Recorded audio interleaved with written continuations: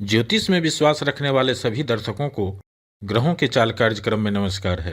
इस वीडियो में जानेंगे मीन राशि के जातकों के लिए अक्टूबर का महीना कैसा रहने वाला है। यह गणना चंद्र राशि पर आधारित है, यानी जिन जातक के जन्म पत्रिका में चंद्रमा मीन राशि में स्थित है, जहां 12 लिखा है, उस जातक को मीन राशि का जातक कहा जाता है। आप इस वीडियो को लग्न से भी देख सकते हैं। मित्रों, ज्योतिष गणना के अनुसार अक्टूबर में ग्रहों के चाल इस तरह रहेंगे। यह समय इसलिए भी इम्पोर्टेंट है क्योंकि मीन राशि वालों के द्वितीय भाव में जमा धन के भाव में अक्टूबर महीना में 6 ग्रहों का प्रभाव रहेगा और 18 अक्टूबर के बाद 8 ग्रह धन भाव को एक्टिव कर रहे हैं। यानी नवग्रह में शुक्र ग्रह को छोड़कर बाकी सभी ग्रहों का प्रभाव द्वितीय भाव पर रहेगा। तो स्वाभाविक है जमा धन से संबंधित कुछ न कुछ बदलाव जरूर होंगे। अब जिन मीन राशि वालों को जमा धन में वृद्धि होंगे उनके लिए तो बल्ले बल्ले का समय है, यह तो अच्छी बात है। लेकिन अधिकांश समय ऐसा देखने में आया है, और जो मेरा पर्सनल एक्सपीरियंस है, कि जब भी ऐसी स्थिति बनती है तो कुछ ही लोग ऐसे होते हैं जिनको लाभ होता होगा, लेकिन अधिकांश लोगों को इस स्थिति में नुकसान ही झेलना पड़ता है। मित्रों, जब भी कोई संकट आता है तो उस संकट के साथ एक अवसर भी आता है, क्योंकि विपत्ति कभी भी अवसर के बिना अकेला यात्रा नहीं करता। और इसीलिए कहते हैं ना, lock are never manufactured without a key. बस विपरीत परिस्थिति पर काबू पालो, फिर अवसर आपका है। लेकिन इसके लिए यह जानना जरूरी है कि विपरीत परिस्थिति है क्या, निगेटिव पक्ष क्या है। इसलिए इस चैनल के वीडियो में पॉजिटिव पक्ष और निगेटिव पक्ष दोनों अलग अलग बताया जाता है।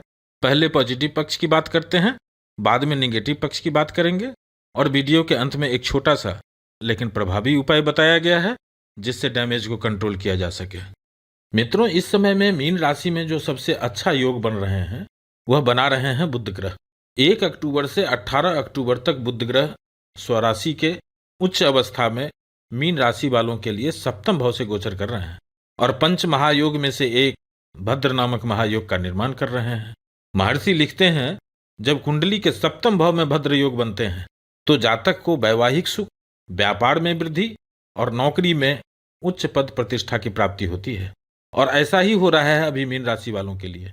इस गोचर का सबसे अधिक लाभ उन जातकों को मिलने वाला है जिनके कुंडली में बुध ग्रह कन्या राशि में स्थित है, और जिनके जन्म कुंडली में बुध ग्रह मिथुन राशि में विराजमान होंगे उनको भी अच्छा लाभ देने वाले हैं यह गोचर। और जिनके जन्म कुंडली में बुध ग्रह किसी और राशि में बैठे हैं उनके लिए भी यह गोचर अच्छे परिणाम देंगे, लेकिन कंडीशनल होगा। यानी इस योग का फल सिर्फ उन मीन राशि वालों को मिलेंगे जो नौकरी के लिए कोई परीक्षा दिया है, और इस कालखंड में यदि उसका रिजल्ट आएगा तो यह समय आपके लिए सपोर्टिव है। यदि आप नौकरी की तलाश कर रहे हैं तो इस समय में कुछ न कुछ बात बनना प्रारंभ होगा। जो लोग व्यापार कर रहे हैं उनको भी इस समय में कुछ नई डील मिल सकती है। यदि आप अपने जीवन साथी पार्टनर के नाम से बिजनेस कर रहे हैं तो उनके लिए यह समय और अधिक लाभ लेकर के आएंगे। यदि आपका काम होम अप्लायंस का है, घर में यूज करने वाले सामानों का व्यापार का है, तो आपको भी इस कालखंड में कुछ बड़े ऑर्डर मिल सकते हैं।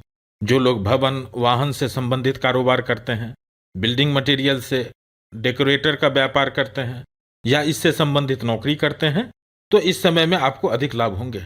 डे टू डे इनकम में वृद्धि होंगे, आपका मान सम्मान में वृद्धि होंगे। इस तरह का योग बना रहे हैं यहाँ पर बुध ग्रह। अब आगे बढ़ते हैं। इस समय जो मीन राशि में दूसरा पॉजिटिव योग बन रहे हैं वह बना रहे हैं मंगल और बृहस्पति ग्रह। मित्रों, यहाँ ध्यान से समझिएगा।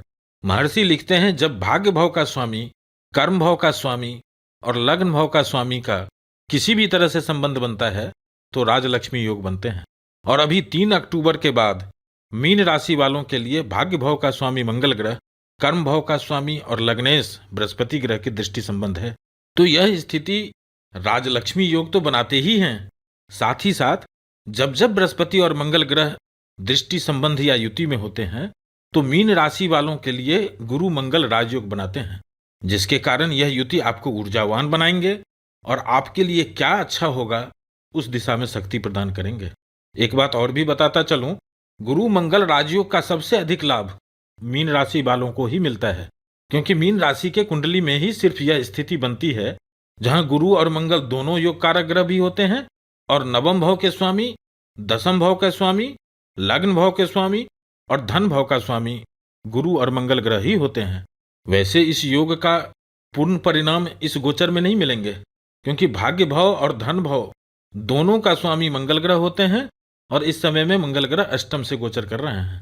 यह स्थिति को थोड़ा कमजोर कर रहे हैं, लेकिन इस स्थिति को बहुत कमजोर नहीं कहा जा सकता है, क्योंकि काल पुरुष के कुंडली में अष्टम भाव का स्वामित्व मंगल ग्रह के पास ही होता है और द्वितीय भाव में, धन भाव में बृहस्पति ग्रह को कारक ग्रह कहा गया है।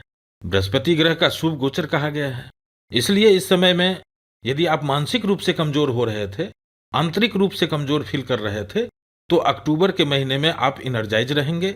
मित्रों, आप यहां खुद ही समझ सकते हैं कि इस समय में मंगल ग्रह गुप्त धन के भाव में गोचर कर रहे हैं और इनकी एक दृष्टि लाभ भाव पर है और इस भाव में मंगल ग्रह उच्च के होते हैं और दूसरी दृष्टि धन भाव पर है। इस भाव का स्वामित्व भी मंगल ग्रह के पास ही है और तीसरी दृष्टि पुरुषार्थ के भाव पर है। यानी इस समय में मंगल ग्रह साफ साफ संकेत दे रहे हैं कि इस कालखंड में परिश्रम भी होंगे, भागदौड़ भी होंगे, उससे लाभ भी होगा और जमा धन में वृद्धि भी होंगे। अब इस योग का सबसे अधिक लाभ उन मीन राशि वालों को मिलने वाला है जो लोग द्वितीय भाव से संबंधित कार्य करते हैं या अष्टम भाव से संबंधित काम करते हैं, जो लोग वाणी से संबंधित काम करते हैं, जैसे राजनेता, consultant, advocate, news reader, reporter, professor, अध्यापक, गायक, कवि, अनाउंसर, यानी जिनका कार्य बोलने से है, और जो लोग आर्मी, पुलिस फोर्स या किसी रिसर्च में हैं, सर्जरी के क्षेत्र से, फार्मा के क्षेत्र से जुड़े हुए हैं, जो लोग औजार बनाने का, हथियार बनाने का, पटाखा बनाने का काम करते हैं, किसान भाइयों के लिए जो लोग माइनिंग से जुड़े हुए हैं, खुदाई करने का काम करते हैं, टनल बनाने का काम करते हैं, जमीन के अंदर का खुदाई का काम करते हैं, यानी जमीन के नीचे होने वाले काम में जुड़े हुए हैं, उनको भी इस समय में लाभ होते हुए देखेंगे। कुछ न कुछ इंक्रीमेंट दे करके जाएंगे यह युति। और मजे की बात यह है कि यह योग 3 अक्टूबर से 15 नवंबर तक लगभग 45 दिन के लिए बन रहे हैं। अब किनको कितना मिलेगा और कब मिलेगा आप जानते हैं, यह डिपेंड करता है आपके जन्म कुंडली में ग्रहों की स्थिति क्या है और दशा अंतरदशा की क्या स्थिति है। यह गोचर तो अच्छे हैं और इसका सम्मिलित परिणाम भी आपको देखने को मिलेंगे। कुल मिलाकर यह शुभ परिणाम लगभग 27 अक्टूबर से 10 नवंबर तक प्रभावी रहेगा।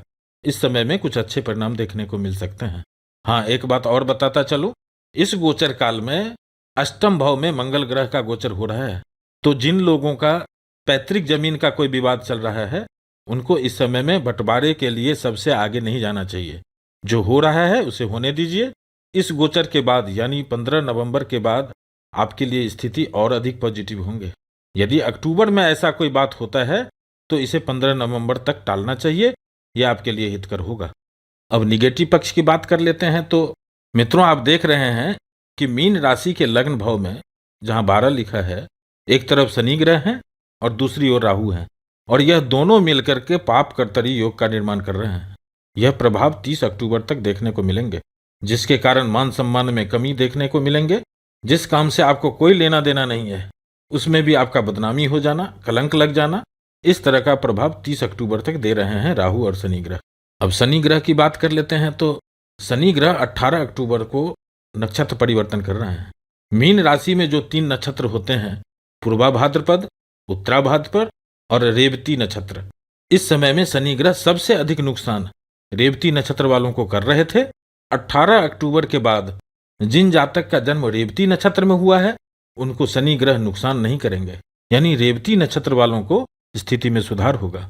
जिन जातक का जन्म उत्तरा भाद्रपद नक्षत्र में हुआ है उनको 18 अक्टूबर के बाद सबसे अधिक सावधान रहने की जरूरत है, क्योंकि 18 अक्टूबर के बाद शनि ग्रह सबसे अधिक नुकसान मीन राशि में उत्तरा भाद्रपद नक्षत्र वालों को करने वाले हैं।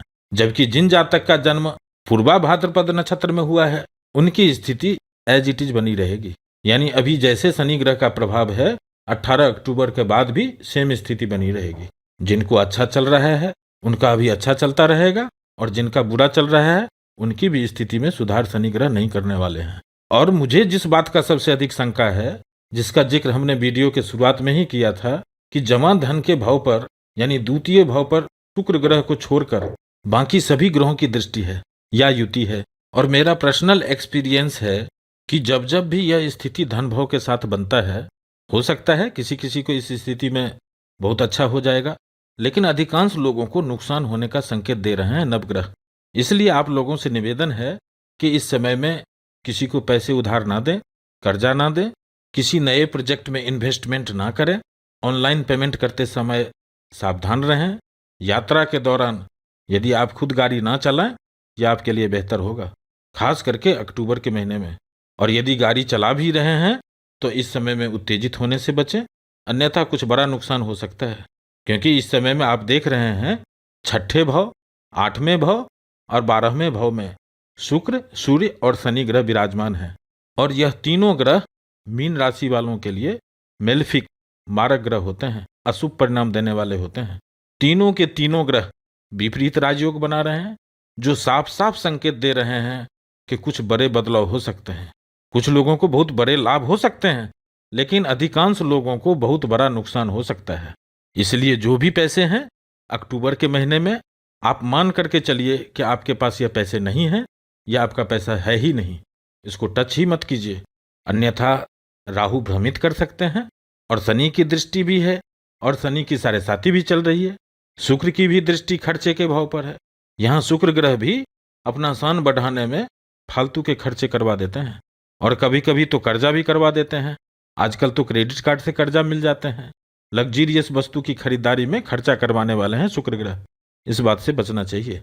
अब इस समय को अच्छा कैसे बनाया जा सकता है, इसके लिए जब भी समय मिले अपने आराध्य को नमन करें, महादेव को ध्यान करें। राहु और शनि से होने वाले परेशानी में कमी होते हुए देखेंगे। मीन राशि वालों को अभी नित्य बृहस्पति ग्रह का बीज मंत्र करना चाहिए, ओम ब्रिंग बृहस्पतियै नमः। जब भी समय मिले शनि का बीज मंत्र करना चाहिए, ओम टांग प्रिंग टांग सह शन्यै नमः। और इस विश्वास से हनुमान चालीसा का पाठ करें। जो यह पढ़े हनुमान चालीसा, जो हनुमान चालीसा पढ़ेंगे होय सिद्ध साखी गौरीसा, उनका कार्य सिद्ध होगा। इस बात का साक्षी गौरीसा महादेव हैं। फिर उपस्थित होंगे एक नई वीडियो के साथ। नमस्कार।